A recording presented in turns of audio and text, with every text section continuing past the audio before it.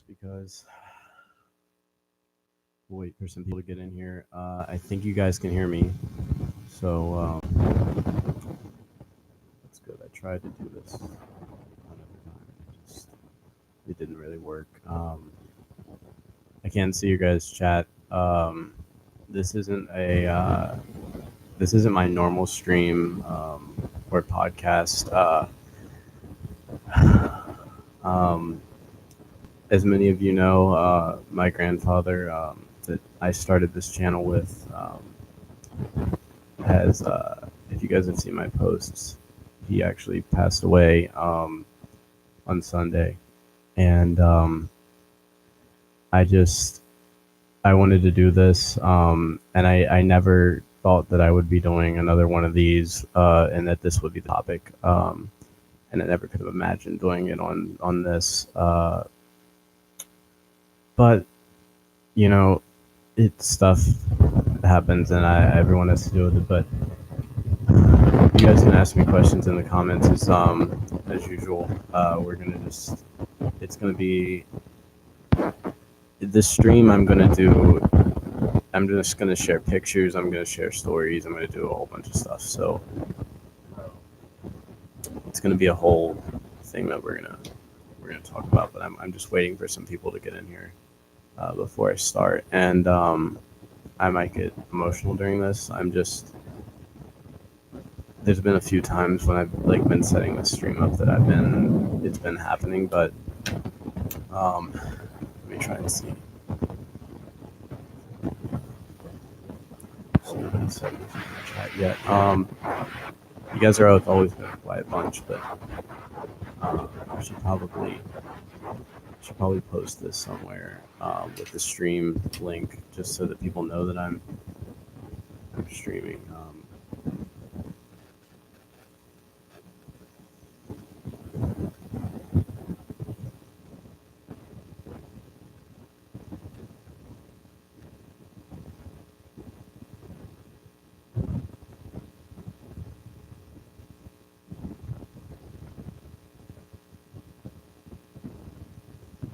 So I shared it to Snap, but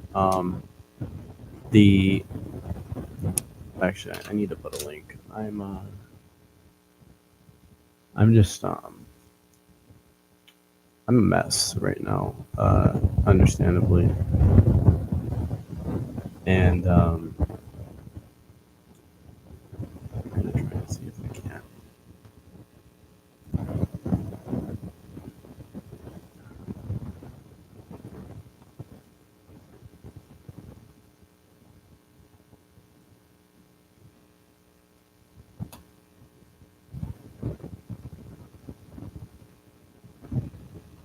See, I don't know if I'm just trying to share everything and get all my link out right now. I don't know. The easiest way to do this would just be to go into my channel and grab it. But so hey Matea, everything of course is dead as usual.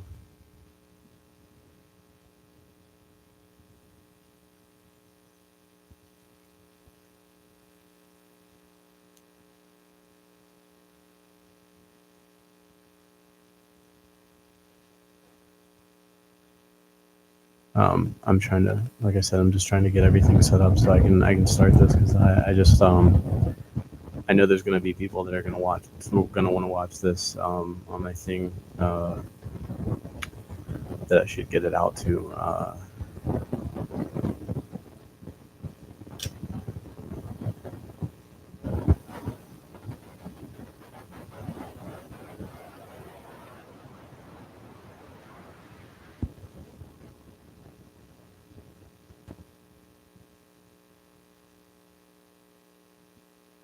All right.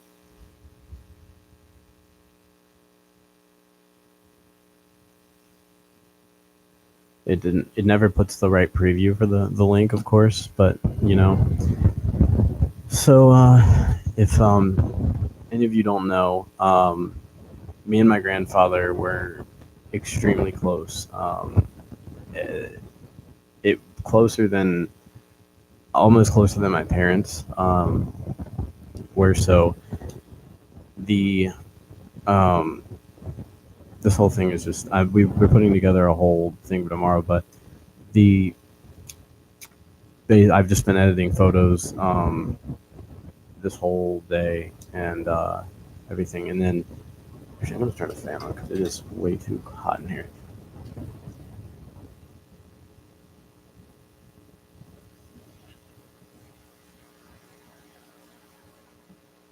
So we were extremely close, and I don't know how the audio is right now. Is it really low for you guys? Is it sound crappy? If somebody could tell me, there's 4 viewers in here.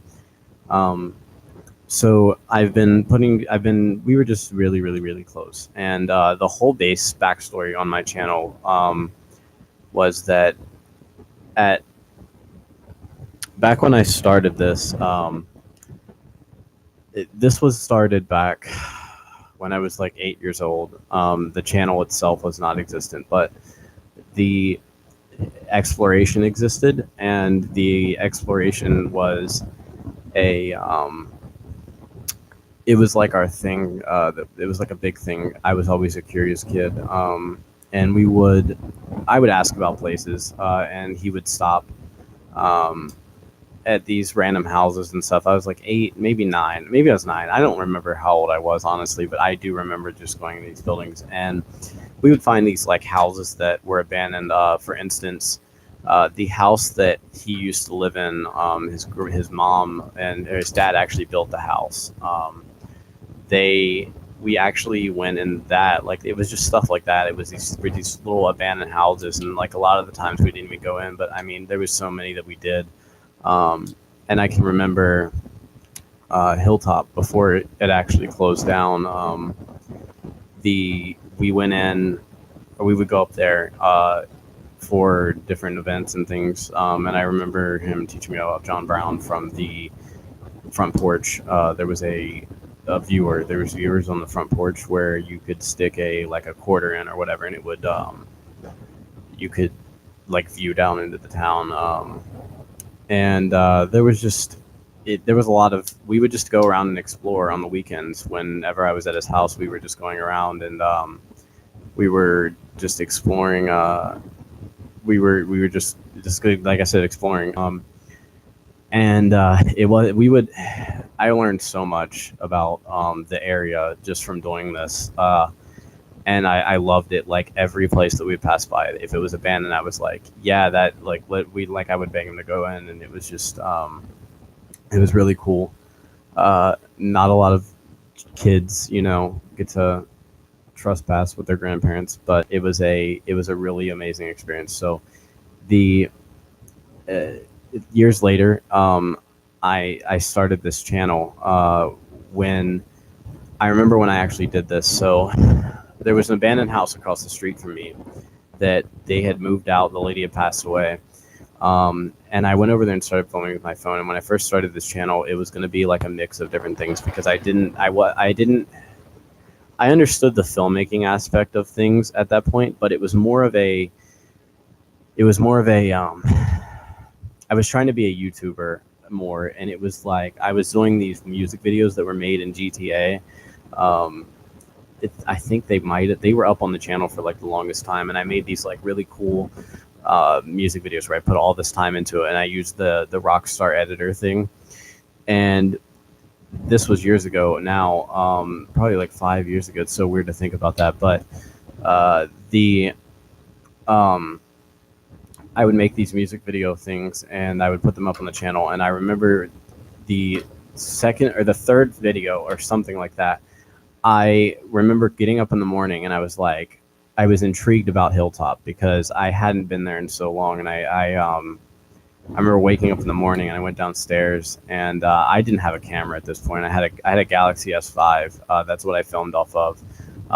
And I said, hey, can we go to Harper's Ferry today? This was back. I was like a freshman in high school. I'm now graduated and everything, but I said, hey, can we go to Hilltop? And I was like, I didn't say that I wanted to go in, but he knew. Like it was a very knowing thing, and he was kind of hesitant, and he was like, yeah, I think we can go. And we we ended up going, and I kid you not, we went there. The was it the gate was open? No. So one time I went, the fence was down. This time I went, the what was it? Something was either the fence was down or the I think the gate was just wide open at this point. Like the gate was just wide open, and we walked up to the hotel, and immediately he just stepped through the fence. Like I wasn't the first one in. Like he was the first one in. Stepped through the fence, walked to the back of the hotel, and he went in through the back door. And I can remember I was like 2 steps ahead of him. I just pulled out my phone and just started filming. And I actually took that footage. He wouldn't let me go up to the upper floors. He was like ahead of me the whole time because he was like he was afraid I was going to fall through the floor. He got up to the third floor, I think, and he wouldn't let me go past there. Well, I went back out. He stood outside, and this group came up, and it was a bunch of girls. And I took this girl through there, and I actually went through the whole thing. And I came back out, and I was like, yeah, it was awesome. And he waited for me and everything. And this happened a few times. Like, he would just take me up there. And then that started.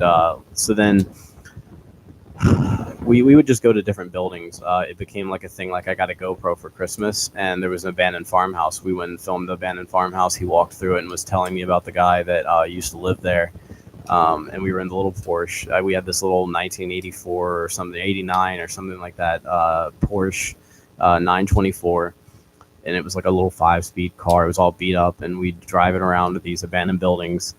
And I remember my grandfather used to always call it beer can, but he would literally, like, we would drive this thing, and he would park. He had no fear. He would just park right in front of the place. Like, he pulled.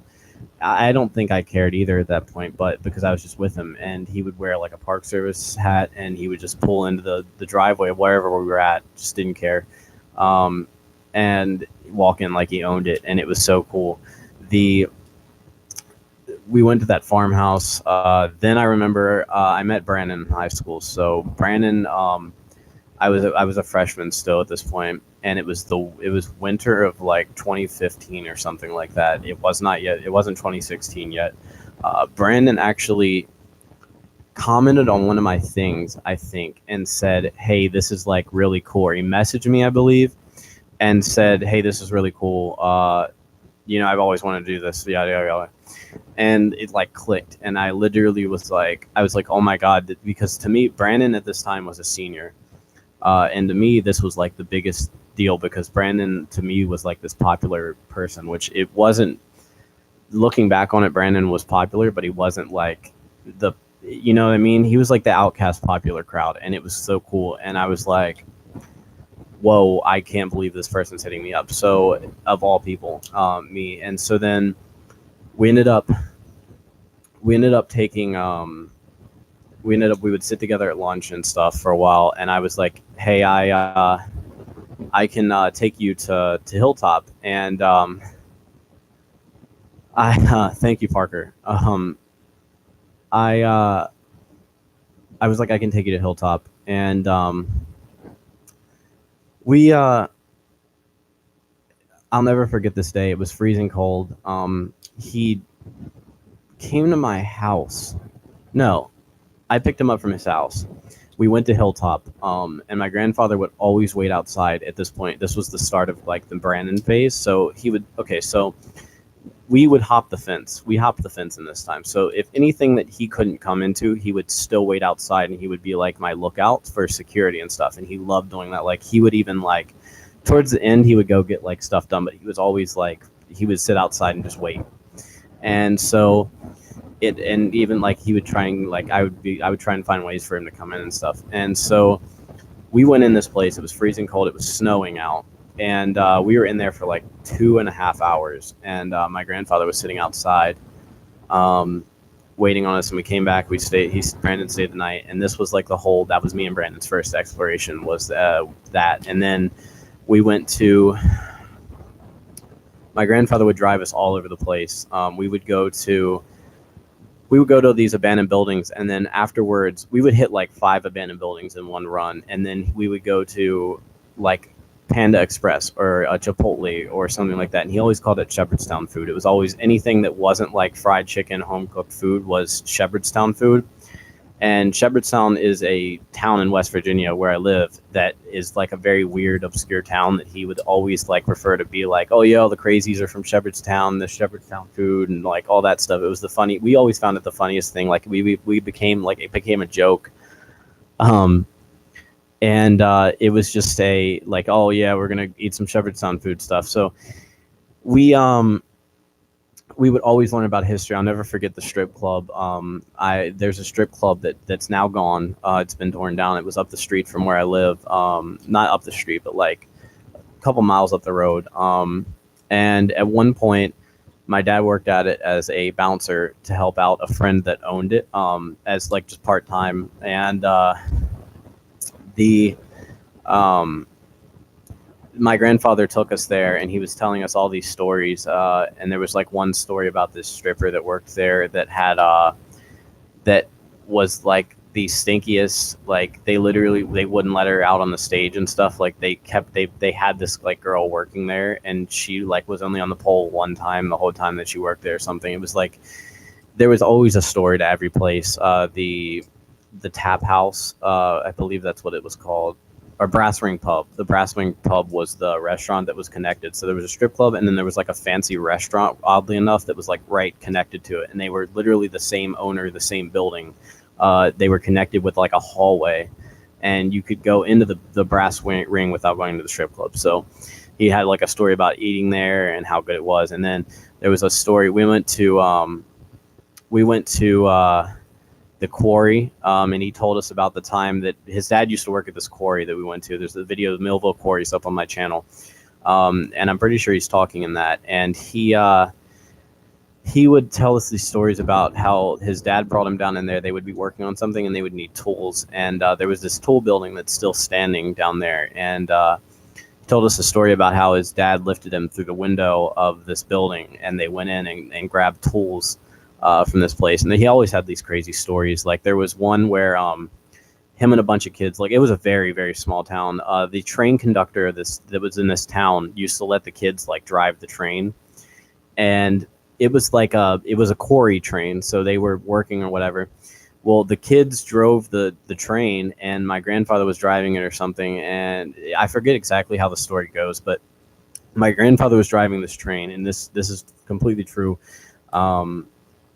And it's actually like there's people that got fired for this. So driving the train, and the train actually, the guys had gotten off of it or something and had let these kids on. And my grandfather drove this train, and they got off or jumped off the train or something, and the train crashed, I believe. And like the whole crew got fired. They would do like, there was like a bunch of, there was so much stuff. My dad told me a story one time. He used to have this Corvette that he bought brand new at 18 years old. He bought a Corvette. So my grandfather worked, he went in the military for like 2 or 3 years. He was in Hawaii. He then he worked for the CIA at one point, and he also worked armoring. We actually have pillows from Reagan's presidential limousine. He actually armored, I believe it was Reagan, his limousine. He worked armoring vehicles for a while. At one point, he was a intel spy or something, and then he later went on to work in the Park Service, and he was high up. And at one point, he was regional manager. He was like head of justice or something for the Jefferson County area or something like that. So there's a lot of stuff. But I remember he used to just take us around a lot.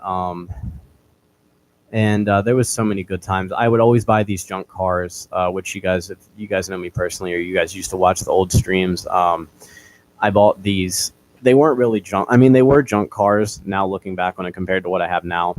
But I would get, he always had these cheesy sayings. So like, he always used to say, "Don't get old," young, dumb, and full of cum. There was like, something, it was like whenever that was like his saying for whenever we didn't want to work doing something. He would always put me and Brandon to work doing like the dumbest stuff. I forget what the heck. There was something we had to do behind the building one time that he made us do. There was so much. What else was there? I'm trying to think. Oh, he used to call Brandon's girlfriend Chatty Cathy. If you guys remember Cassie, and he used to call. There was just he used to make fun of Brandon's socks all the time because Brandon used to wear these like really wild socks. He'd like come in our room at night. Oh yeah, there was something about a squirrel playing hockey. I can't remember what that one was. There was one. I remember like one time he walked in our room and he just like sniffed and he was like, "Y'all better not be smoking weed in here" or something. And then he just like walked out. It was like the most random stuff. It was just he was just such a wacky person and like, but like he was really serious at it when he needed to be, and he would tell you how it was. Like if you were doing something stupid, you were told that you were doing you knew it. And he I thought I'd get like more emotional during this, but I'm holding up a little bit more. Maybe once I get the pictures and stuff. But we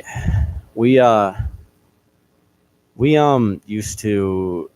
I remember him calling me, yelling a bunch because we would take too long in abandoned buildings, and he would call us just screaming because we had been in like an abandoned building for 2 hours because me and Brandon would get so carried away. I'll never forget like Fredericktown Mall. We went in Fredericktown Mall the first time, and he literally was like, I was walking around filming, and I lost him, and I thought that he left. Like, I thought that he just went back out to the car or something. I, like, got to the other end of the mall, and by the time that I was done, like, by the time I got to the other end of the mall, he was literally, like, rifling through, like, these old racks of CDs and stuff in this abandoned mall, and I was like, holy crap. Yeah, I was just actually talking about divas. But Fredericktown Mall, he just like literally was like walking through this mall alone and just found like all this neon so cool, and was telling me about like how the mall used to be and how like malls are out. Like he was starting to, it was just so cool. And he loved like going out to lunch after because it was like this was like his quality time with me, I guess. And this was like it was so great. It was my best memories. But the thing was, as a kid, I always had what I needed. They always made sure of that. And then there was a lot. There's a lot to it. But yeah, the spaghetti sign. So this is actually the sign from Fredericktown Mall. It used to say "and lasagna." That's why it's got such a big board on it. It said "and lasagna," but it broke. So, but yeah. So, oh yeah, Forest Haven. This is a great story. So if you guys know Forest Haven Asylum, I'm sure you guys do. It's very popular. It's on the channel, whatever. We went here. The first time I ever went, we literally parked along the road and walked in. And me and Brandon had been walking around for a while, and they just kind of stayed back and like looked at stuff. And they were going through buildings themselves, like my dad and my grandfather.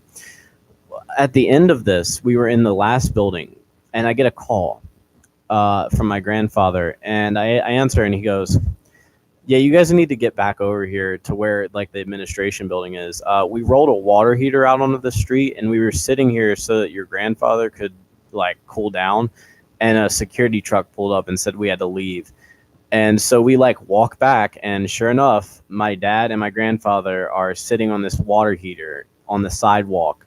That was like this water heater was just laying outside of this building, and they literally grabbed it and just put it on the sidewalk and sat there. And then like the security guy pulled up and was like, "What the heck are you guys doing?" And I guess it was such a shock for him because there's like this 70-year-old man and my dad who's in his 40s sitting on this water heater just chilling.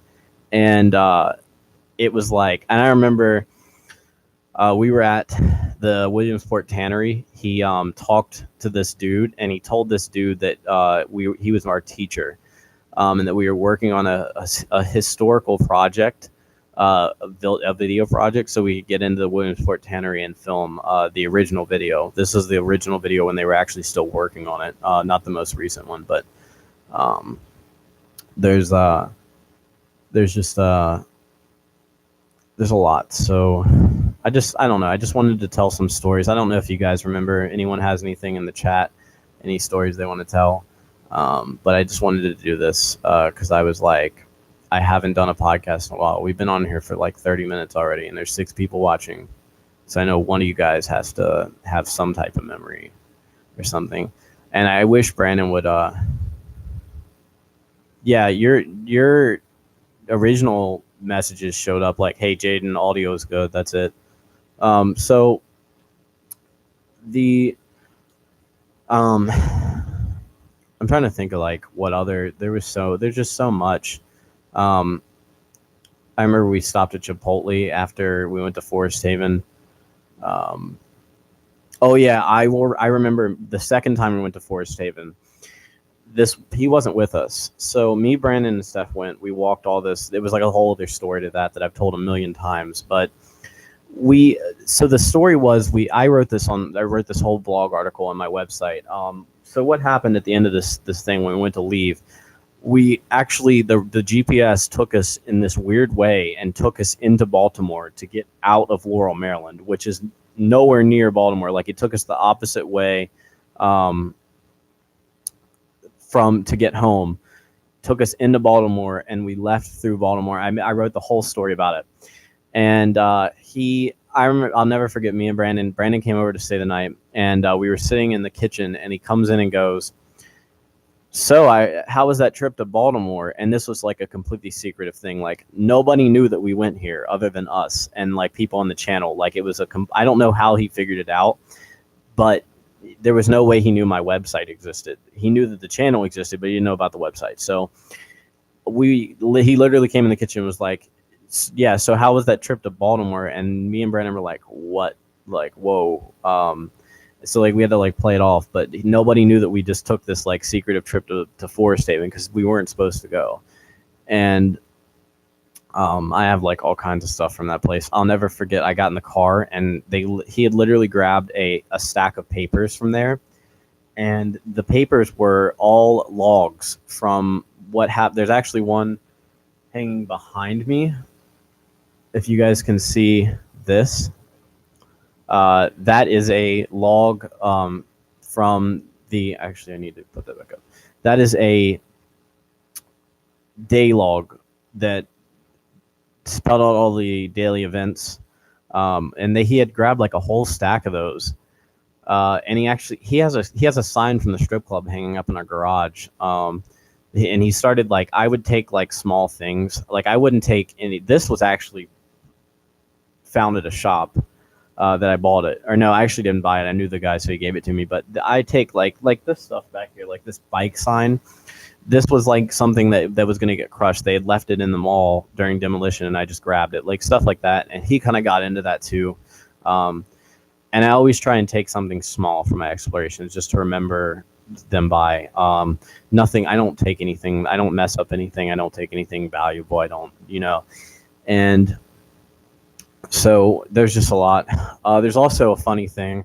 So this garage that we have, he has it like a museum pretty much. And there was this singing fish that he hung up on the wall in this garage.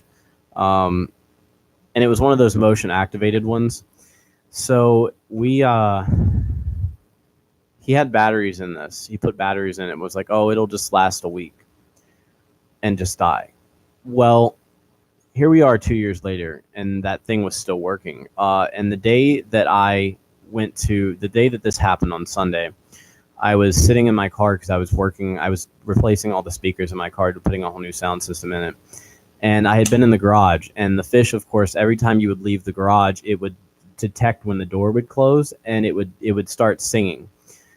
And the next day, I went to go in the garage, and after everything had happened, and sure enough, that fish no longer sings.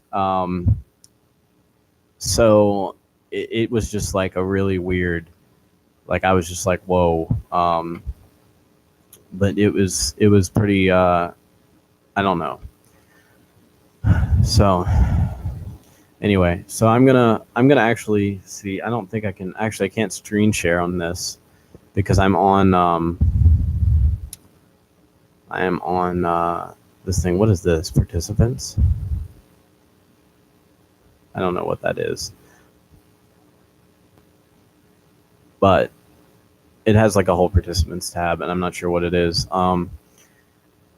So I had a bunch of photos that were uploaded onto here that I wanted to show, and apparently you can't screen share from this.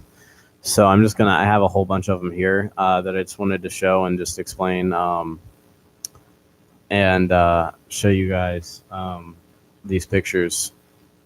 So I don't know how old I was in this. I was probably like, I definitely wasn't. Was I a year old? I don't know, but there is this photo. That's of him at Christmas time holding me. They always had these really elaborate Christmas trees and stuff. This was actually, nope, it doesn't have a date. I don't know why. None of these are date stamped. I mean, there's a few of them that are. This was like in our yard. This tree the tree in the background's actually gone now. The whole thing looks different. I don't remember what this is. 2004. I just grabbed like a whole stack. There's a bunch of random ones in here. I might actually have to go grab more because I'm not sure. A lot of these are like, there's like a repeat photo. I'm actually gonna have to go downstairs and grab. This was a funny one. He was really into biker stuff and like cars, of course. If you guys don't know, like that was one of his biggest things.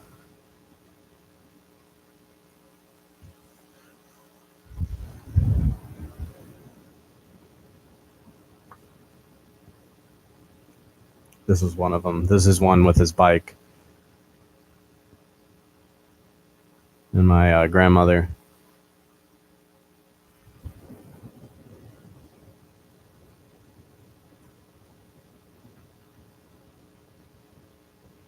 This is, I don't know what year this is. This is a postcard, but this is at Christmas. I don't know what year this is.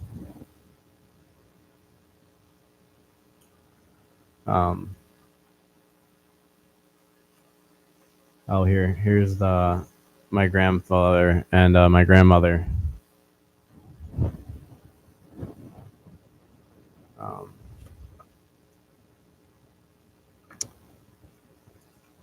So I'm actually gonna go grab more because there's a whole thing. There's like a bunch of them with me and stuff.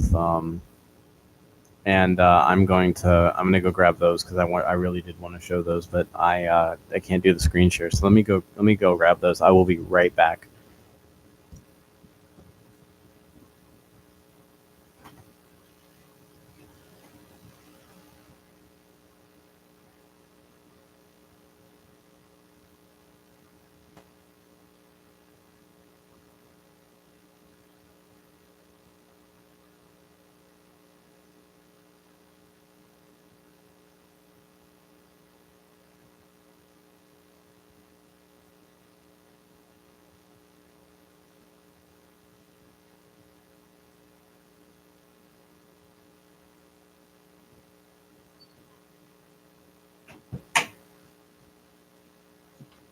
All right, so I'm back.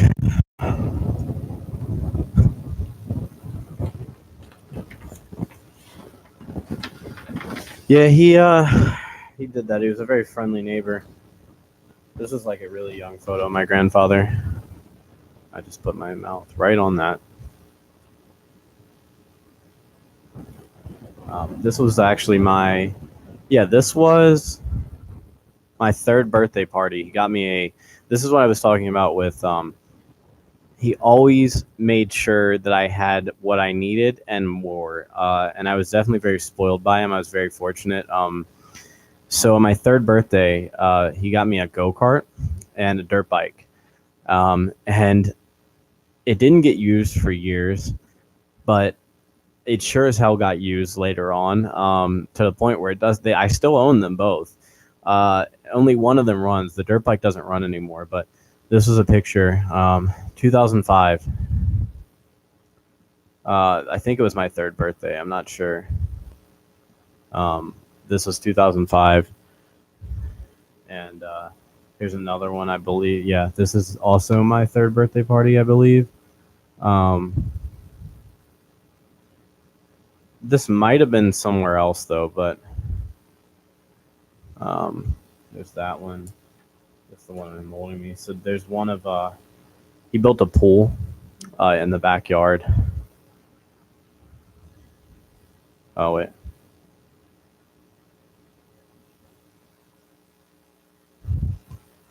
Um, one of him and me on Christmas.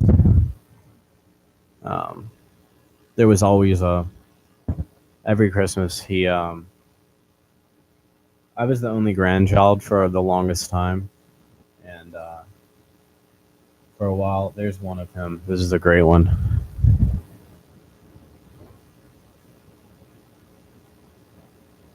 For the longest time he would just there's a really cool army photo. He would just I was the only grandchild, so and he would make sure like it was literally like a pile of stuff under the tree every year. It was so and even when I was younger, I mean I got a job and he would always I remember his saying was always he's a he's a working man. Um um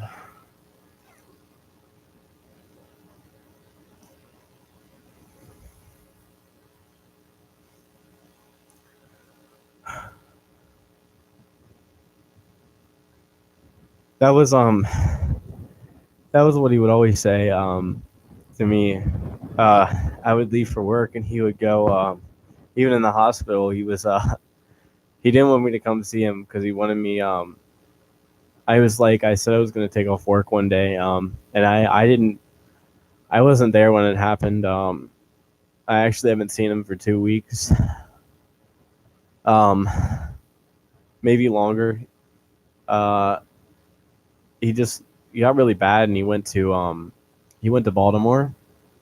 um and he was up there for a while. And he he was in the room and he was doing good. They had removed part of his hip. He was supposed to go to a rehab center, and then Sunday, my grandmother had to leave for work, and they I had actually that day I was like, I was trying to fix my car, and my car, I mean, engine wise was fine. I was just trying to put a new radio in it because I had worked like a ton of work this week, which I don't now obviously, but I was supposed to go to work and I was going to work like almost every day this week, and I was going to be just really busy. And even up at the hospital, I was like, I'm gonna go up there and see him today because it was all the way up in Baltimore. Baltimore is like an hour and a half for me, and wasn't that long, but I just was like waiting and waiting because they kept telling us that he was going to go to this rehab center. He was going to go to this rehab center, and he never did. He had a heart attack in the hospital, and they tried to resuscitate, and it didn't work, and that was it. And my grandmother left out of here, and I thought, okay, well, he's gonna be on life support. Like at least I'll get to say goodbye, or get to see he'll hear me. Because this is the second time that this has happened that I've went through this not the exact scenario, but the exact same type of thing. And I was like, okay, this is just going to be like last time. I'll be able to just go in and like he won't be able to talk to me or anything, but I'll be able to say goodbye. I'll be able to talk to him. And my grandmother went up there and she was really emotional, came running out of the house crying, and just got in the car and just left. And so I had to wait for my dad, and my dad came and picked me up, and we went up to Baltimore. And they tried to tell us that like he was in trauma. So I was like, okay, well, they probably, I guess, whatever. So we ended up getting up there, and that's when we found out because he was in the same room that not the same room he was in before, but he was in just a regular room. And that was it. And we actually went back and we did see him, but he was obviously gone at that point. But this is a photo.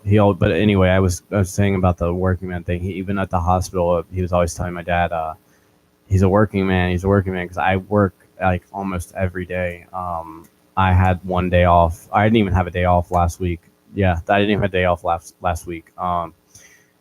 And I've been so busy with stuff, and there's been so much going on, and my grandmother's been going back and forth every single day, and then going to work as well because she manages a plant, a whole factory thing. Like, she's a high up manager, um, and so she was going back and just leaving from the hospital and going to Maryland. Like, okay, so her work is a good almost 2 hour drive from Baltimore. She was driving from Baltimore to work back to Baltimore every day.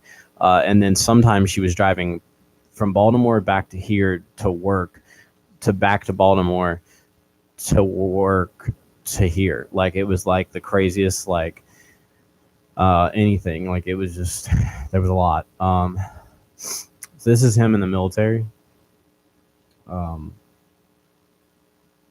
right here. And I don't think many people realize how actually close, like, um, we were. I mean, we were like we were really close. Trying to find the other good ones. There's so many. Like, there's one of him and his sister in the 50s.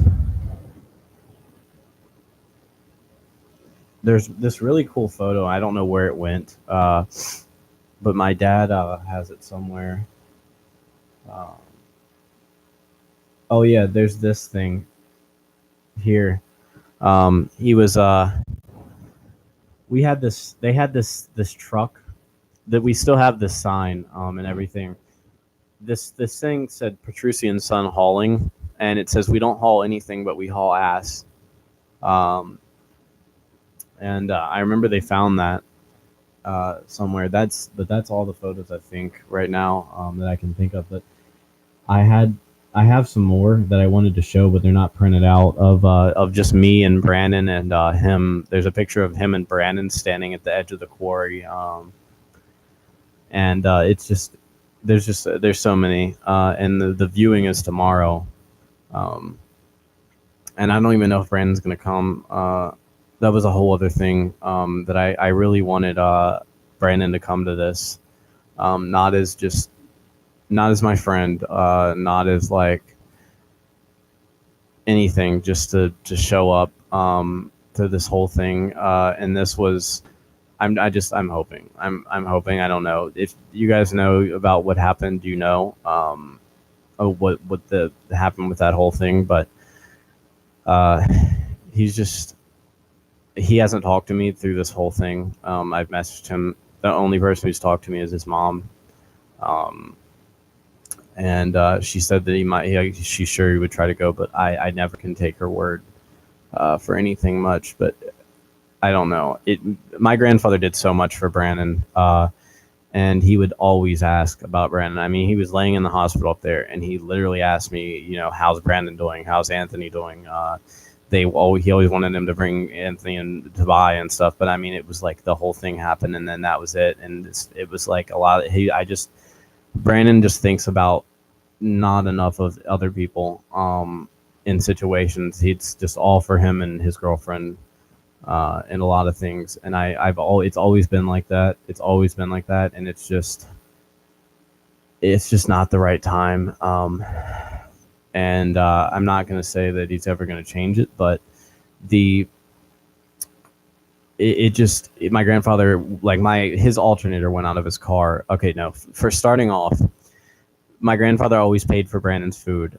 Whenever Brandon needed a place to go, if his mom was being crappy or anybody was being crappy, just needed a place to go, he was always over here.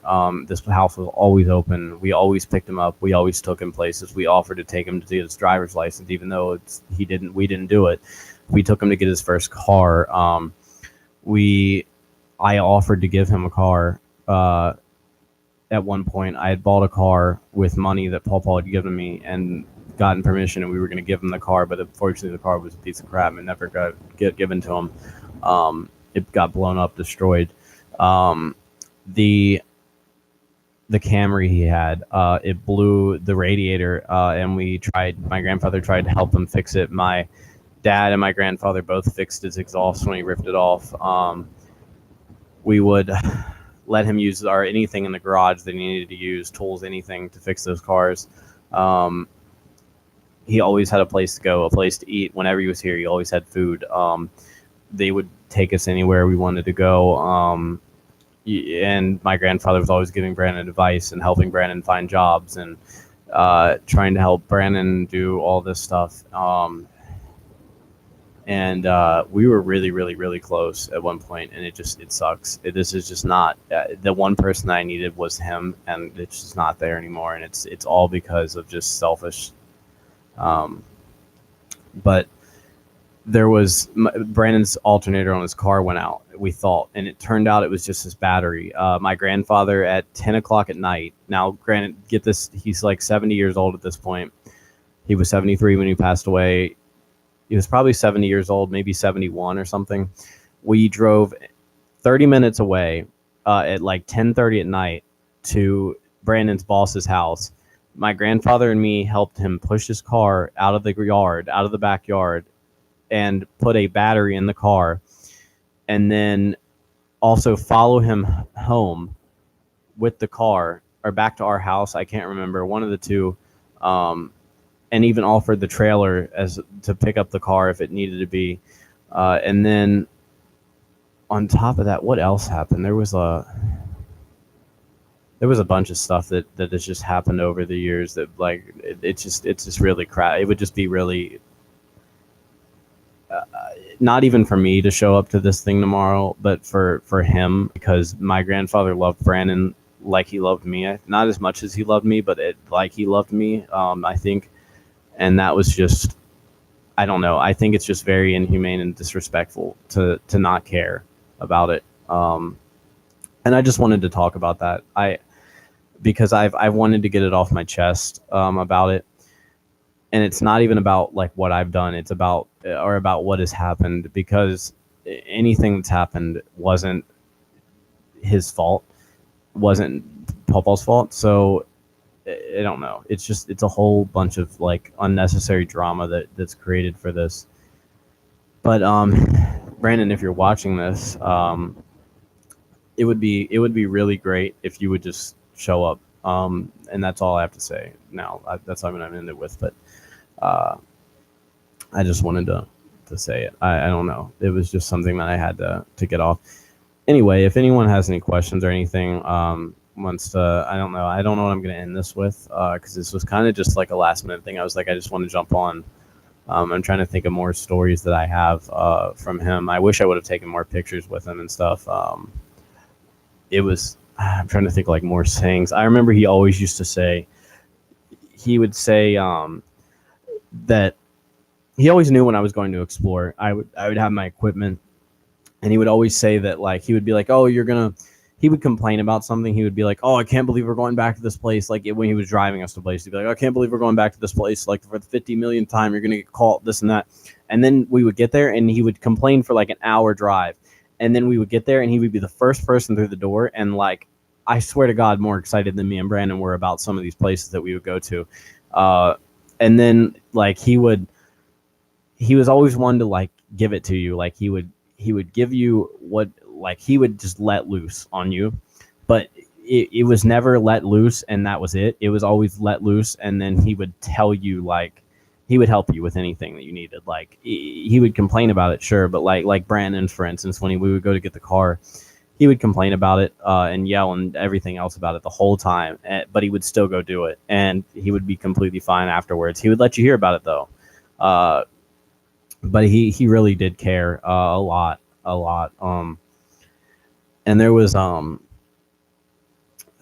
just times, like there was really hard family times when he always had an open door. I mean, me and people would get into fights, and he was always at my defense. And he would always be like, yeah, well, if anyone comes here and has a problem, there's a 12 gauge shotgun. You know what I mean? It's like, he was a very protective person. And then it was like, I don't know. It's just very unfortunate, but I'm going to miss him a lot. And a lot of people have great memories. I'm going to do a speech at the funeral. I don't know how that's going to go, because I have a lot to say that I didn't even say here. Well, for instance, let me talk about the cars. So I would get money for. I never finished this. I would get money for cars. And this turned into me and Brandon's thing a little bit too. But this was always more so me. It was more I taught Brandon. Like everything that Brandon knows about cars right now, he'll deny it, I'm sure. I've taught him all this stuff, and it's stuff that I've learned from my grandfather and my dad. So they always worked on cars forever, dude. And he was always into the older classic stuff. We always collected classic cars, like the coolest, like rare stuff. And I got into Hondas and just junky stuff. Like I would get $200. Like my first car I bought for $100. I drove it home. The clutch went out of it. I was 14 years old. Clutch went out in the driveway, and I owned that car. It was the white whale that I had for a while. I restored this whole station wagon with his help. I mean, the dude cut the underside of the doors were rusted completely out. He cut them out and replaced the panels and then repainted over it. And it literally looked like it was never even, like you couldn't tell. And the clutch job, him and my dad replaced my clutch. They put struts on my car, and he bought struts on my first car. They taught me, I mean, I used every tool in that garage, and he would always yell at me because I would lose tools, the 10 millimeter socket and everything else. And but he would never not let me work on something. And then there was like I remember coming in the house, I went and picked up this junkyard car. I got the Honda Accord. I gotten my first Honda Accord. And so this isn't, before I even get to that, I had this car named Beat Up Betty that I bought for $200. I went from $100 to $200. I bought this other car. It was the same car as the White Whale, but Mercury. It was the Mercury brand of that car version. It was same car, just different brand. And these are all older cars. They were all like early 90s cars, which I still own early 90s cars, but they're not the same ones. I would take one car would blow up, and I would go on Craigslist and I would be like, hey, I see that you have two more of these cars that run. I have one of these cars that's kind of beat up. Or like I would tell somebody, okay, so there was two of these Ford Escorts, these 93 Ford Escort wagons that this dude was selling for $500. I wanted them both.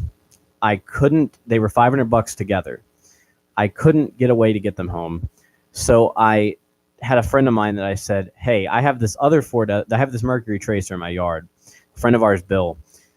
And I said, I'll give you this car for the Derby if you can just tow these other two cars. So for $500, I traded off a car and then bought two more cars and had them towed for virtually free. So they came here, and then the one was a piece of crap. One of them was supposed to go to Brandon, but it was a piece of junk, so we just destroyed it for fun. And then the other one was supposed to be a daily driving car. Me and Brandon took it out one day because he had blown his car up. And get this, I let him use my car, and we drove it. Brand new car. Had this thing for like 2 weeks, and it was like this thing was fully loaded. Like I loved that thing so much. It was the one that I'd like waited for. We drove it and it blew up on the road, and then Brandon paid to have it towed home after it blew up, and blew up my car. Never got anything for it, and then nothing. Then we brought it back. My grandfather had somebody come over and actually help try and fix it. It was unfixable.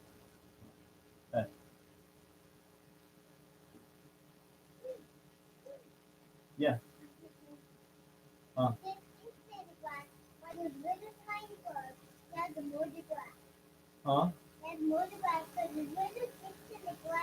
Okay.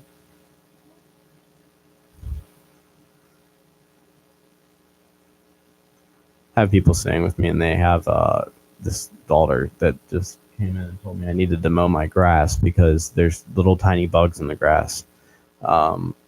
So I was like, wait, I knew it was her because the door was like opening. I was like, what the hell? Anyway, I was like, she closed the door all the way.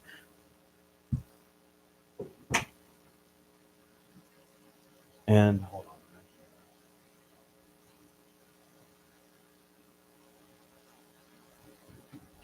So I what the hell is that? Oh, So he would have like people come out and fix it. And in that car, he would haul it to scrap. Every time I blow up a car, he would haul it. He would get his trailer. He would haul it out to the scrap yard. And then that was like, and then we would just go and get a cycle of getting another car. Like I remember going around with him, and no matter how much he complained about all these junk cars that I would buy, we would spend these days where we would just drive around with a trailer, and I would just browse the Facebook Marketplace, and we would just go look at these cars. Like we went to this one woman's house, and he was like my mechanic that was like inspecting these cars, and we went to this place that was this woman's house. It was like a trailer park, and she was selling this Volkswagen Jetta that supposedly the what was it she said was wrong with it? She kept telling us it ran fine and it drove fine, and she like put it in neutral and it rolled back, and she was like, look, it shifts through the gears. And we were like, okay, put it in drive and like make it drive back up the thing. So it literally rolled down this hill, and she couldn't get it to move back up because the transmission was out of it. And we would like do this until we found a car, and we would just buy it and take it home. And I found this Honda Accord that had no brakes. The brakes had no fluid in the brakes. I paid $250 for it, and I remember he taught me how to like haggle people. So I had $300 on me or something like that. We went to get this car. The original agreement was for $200 or $250, and he was like, okay, give me the other half of your money and tell them you only have a certain amount of money to buy this car with when you get there, but don't let them know it until we go to deal. And then we'll settle on a price, and then you tell them that you'd have to borrow this certain amount of money from me, and I'll give you part of your money that you gave me back, and then you'll have money left over to work on the car. So I ended up getting this Accord that we were supposed to buy for $250 for like $150, and then had another $100 to go buy parts for it. So like we came and we played it off as like, I was like, yeah, I know we agreed to like $250, but like some stuff happened and I only have like $150 on me. But in reality, all right, I only had $100 on me. I was like, can we do $150? And then I turned to him, was like, hey, can I borrow $50? And he was like, yeah, and he just gave me my $50 back. So it was just stuff like that. It was really cool. And then he drove it home for me. And then I bought like another car. I bought like 3 more of these Accords of the same year and everything. And then I finally got a wagon. And the wagon was the one that like he finally started to understand this stuff. So I bought this station wagon. I sold the original car that I bought for $100. I had this car for years. Sold it for $600, and I had been watching this station wagon on Facebook for like over a year, and it had finally come down to $600. I went to go buy it. I went to buy this station wagon. Me and Brandon went to go up here, and I drove the thing home on a different tag. I had just sold the other car, and he had told me, just don't waste your money. Just keep looking around, make sure that that's a good deal before you just go up there and buy it. And I was like, yeah, me and Brandon are just going to go out to dinner. Well, we came back from dinner with this station wagon that I had just bought, and it was a 1993 Honda Accord wagon. It's the same car that I have now. It's all restored. This thing had faded paint. It had been sitting in the middle of a field for around 5 years. It had a busted radiator, but it had under 100,000 miles on it or something like that. And the guy had bought it off some old woman or something, and it still had like the original color selector and everything. Everything from the dealership was still in the glove box. It was so like, it was great. It was like a dream for me to own this car, weirdly enough. And looking back on it, looked like crap, but it was the coolest thing for me at the time. So I came home with it, and I bought this radiator for it, and I went to replace it, and I messed something up because I was still kind of learning about cars. It's kind of crazy how far I've come with the knowledge and stuff on cars from different things. I blew the head gasket on the car, and I of course called him up. My grandfather called him up, and I'm like, hey, I'm in the Home Depot parking lot. This car just blew up, and I was like a mess. I was like crying, and I'm just like, I was so upset because I thought this car was done. I thought it was going to end up in the scrapyard, and I was like, there's no way I'm ever going to let this happen. Like, it can sit in the yard for another 5 years, and eventually this car is getting fixed. So he figured out how like actually distraught I was. We came back. I managed to get the car back to the house. Drove it back. It had blown the head gasket, and he called one of his friends up, and they actually had the head gasket replaced. But the guy who did it was an asshole. Didn't check everything he was supposed to check, and it actually needed the head replaced. So it blew the head gasket again. I remember coming home crying because I was in the parking lot of Advanced Auto, and I just bought a bunch of parts for this car, a bunch of aftermarket stuff. And I was getting ready to, like, I had it looking nice. I'd cleaned it all up. I had even run like I had rented an ozone generator, which, if you don't know what that is, it's one of those things that basically, it smells like chlorine, but it's a big thing you plug in, you put it in a car or any room or something, and it'll completely get rid of any smell. Like, it literally it sanitizes and gets rid of any smells in the room, no matter what it is. Like, it'll kill mold. It's like the craziest thing. Look it up. But I even paid to have one of those done. And so I came home, the car was blowing up again. He gets it replaced. And this was finally, like, he would always come out and help me. Like, I would sit out there, I'd be cranking on this car for hours, because I'm like, I would just hope that it would just fix itself. And he'd be like, yeah, it's not going to fit. Like, you're just going to keep cranking on it. The starter's going to go out. It's not going to fix itself. And he would always, like, haul my cars around the yard with, like, the tractor, trying to, like, move them so I could work on them. There was just, like, it would be like, there was a routine we'd gotten down for a while. Whenever a car would blow up, he'd be like, okay, pull it in the garage and pull what you need off of it. It's going to the scrap yard. And it was just like, but it would never go to the scrapyard until I was ready. Like, it would sit in the yard until I was, like, so sick of it, because I would never be able to let go of that stuff. Like, I would sit there and bug him to death, and no matter how much I bugged him, he'd still help me work on it. And it would just sit in the yard. Like, one of them sat in the yard for like a year with no motor in it, because I was, like, very determined that I was going to fix this car somehow. And then I was just, finally, I would get sick of it, and I'd be like, yeah, we just take it to scrap. Or I'd need money and be like, yep, just take it. And this one was different, though. He had the same guy replaced everything. We then got it painted, and it's been painted twice now. I wrecked this thing recently right after it got painted. 2 days out of the paint shop, a guy came around a corner too hard and completely ripped the corner of the car off. I drove it home with the corner completely ripped off of it. And I was like, I walked back in the house, and he was pissed. And, like, he went off about this thing, about me wrecking this car and everything. And then completely went off about how he wasn't going to help me with it or anything. Of course, like, normal routine. And then the very next day, I woke up, he woke me up in the morning and was like, so which junkyard do you want to go to get parts for this car? And we literally went and got all the parts, put it back together this next day, and took it off to the paint shop, and they repainted it for free. And the car has been lowered. It's had rims on it. I've dragged 2 more of them here since then. It was just like, he would always just put up with, like, the most ridiculous stuff, but he would teach me how, like, whenever I did the radiator, I had to replace the radiator again, because after everything blew, I had installed it wrong and it blew up. He taught me the right way to put in a radiator in a car, and what you're supposed to use, and, like, all these little tricks. And no matter what I was doing, I could be replacing the most crazy thing or doing the most crazy job.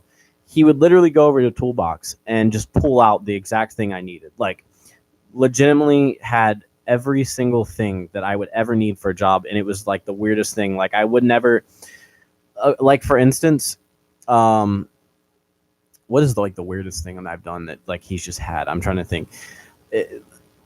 Okay. So how many people still have manual windows in their car, right? And which is, I think it's a cool thing. I loved it, but I needed a puller to pull the thing off. He would just, like, walk into, like, the other garage and just walk back out with a puller to pull the manual window thing out, because it takes a special tool to pull it out. And, like, there was like, it was the coolest thing. He would, like, there was so much stuff. There any cleaning product like, a lot of this stuff is gone now. It's just because he used to keep immaculate stuff. But everything is just, it's just gone now. I mean, it just it didn't get kept up and, like, sold off and stuff like that. My dad's actually calling me. I'm going to actually end this really soon, but Anyway, I just wanted to come on here and tell some stories and talk about some different things. I promise that the next podcast is going to be different. We're going to do something fun with that. I think for the next podcast that I do, I'm going to have the ability for people to call in and join the podcast and actually talk. Hold on, let me actually mute myself and answer this.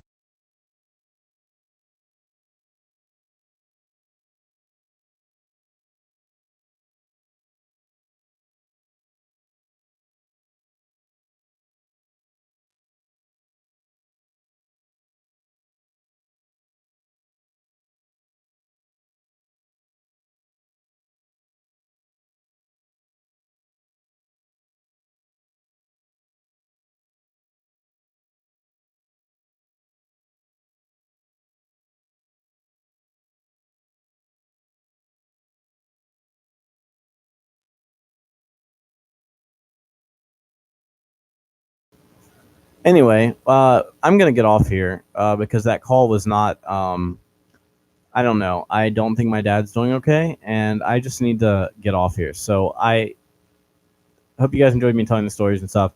And you guys have a good night. I'm just going to try and change it up for the next stream. And I will see you guys later.